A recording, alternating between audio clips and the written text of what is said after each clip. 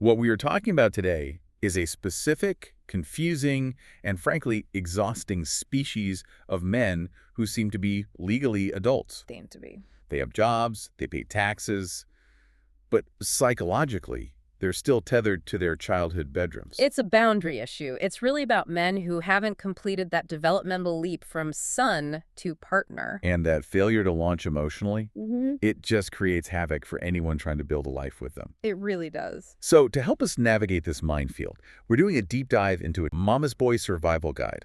5 red flags. We're going to meet Kevin, Jason, Brian, and Mike. And some of these stories are wild. I found myself actually getting angry reading them. Oh, I believe it. But beyond the drama, our mission today is to figure out at what point does being a good son cross that invisible line into being a bad partner. That is the million-dollar question. And usually it starts with something that seems pretty small. It starts with comparison game. This is sign number 1. It almost always happens in the domestic sphere, inside the home, where you're supposed to feel safe. Okay, so let's look at our first case study. Kevin's wife decides to do something special. She spends 4 hours making a homemade lasagna from scratch. Oh, wow. And lasagna is not a casual thing to make. It is labor-intensive. It's a project. She's exhausted. The kitchen looks like a bomb went off. Flour everywhere. Flour everywhere. But she did it for him. She puts it on the table, steaming hot, expecting, a basic human reaction. Just a thank you. Or, wow, this looks amazing. She's looking for validation for the effort. Exactly. So Kevin sits down. He takes a tiny little bite. He chews it slowly, like a food critic. No. Tilts his head, and then he delivers the verdict. He says, "Babe, it's good? Really?" All right. But, Mom's lasagna is just creamier. I don't know how she does it. Oof. That is just painful. I physically recoiled reading that. It's the but that kills you.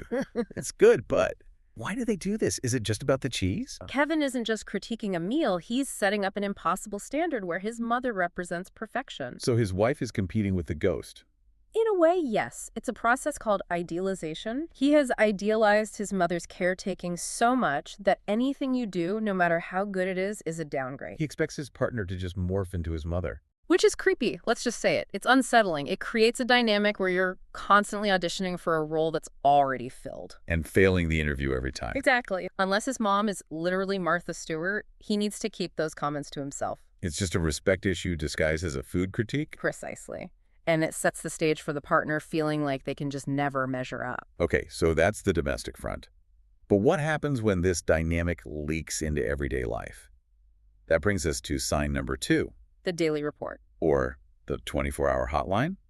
And our case study here is Jason. Right, and Jason's a tricky one. He is. He looks totally functional. A grown man with a beard and a job. That's how they fly under the radar. They masquerade as competent adults. But then you look at his phone logs, Hmm. and you find out Jason cannot make a single decision without calling mommy.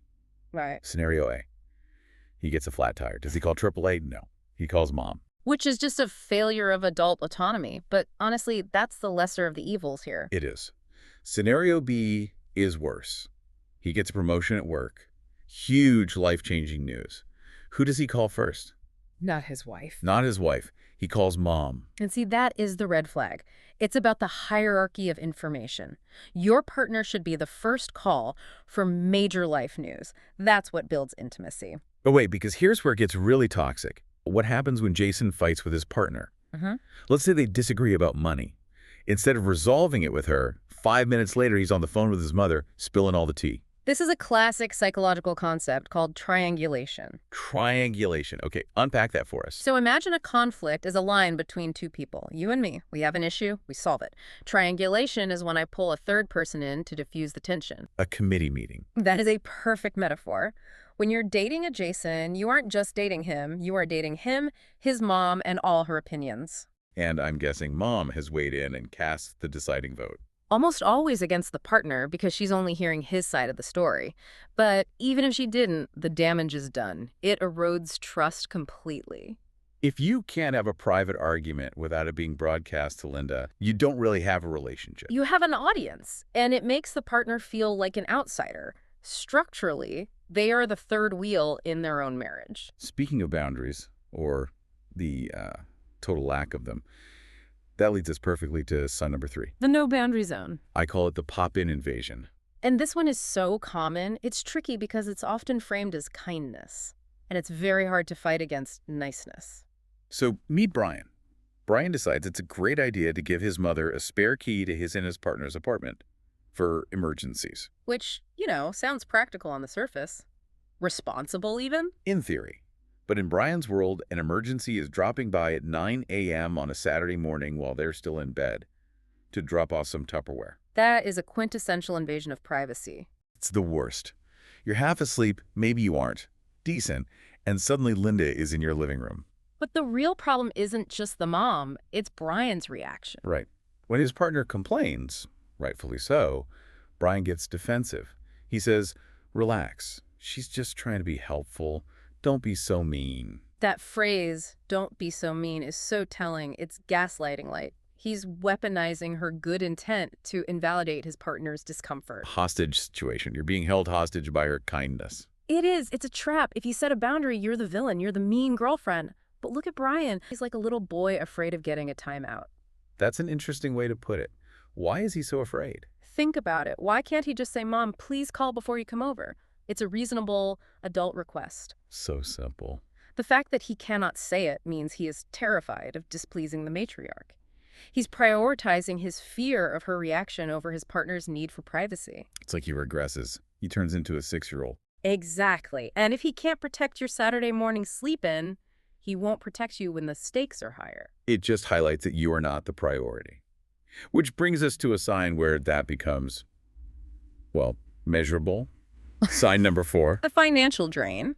Or the mommy ATM. This is where the emotional stuff becomes tangible. We're moving from feelings to finances, and as they say, follow the money. So we meet Mike. Mike sits his girlfriend down, delivers some bad news, says, "Babe, I'm sorry, but we can't afford a vacation this year. Money is super tight." Okay, sounds responsible. Budgeting is important for couples. Sure. Until 2 days later, the girlfriend finds out Mike just bought his mom a brand new iPad because her old one was too slow. And there it is, the contradiction. Make it make sense. How is money too tight for us, but there's plenty of money for her?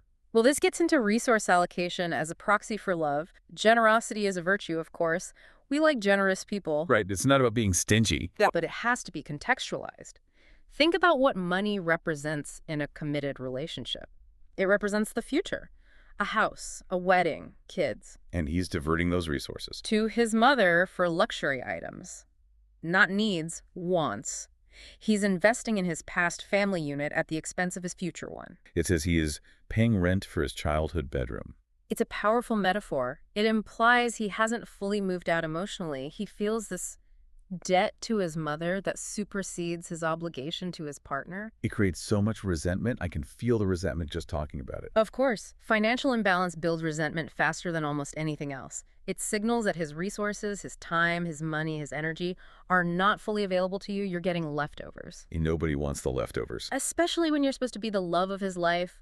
The words say one thing, but the bank statement says another. Okay, we've covered the lasagna, the phone calls, the key, and the money. But there's one final sign, sign number 5. This is the big one. The scenario is a family dinner. You're all sitting there.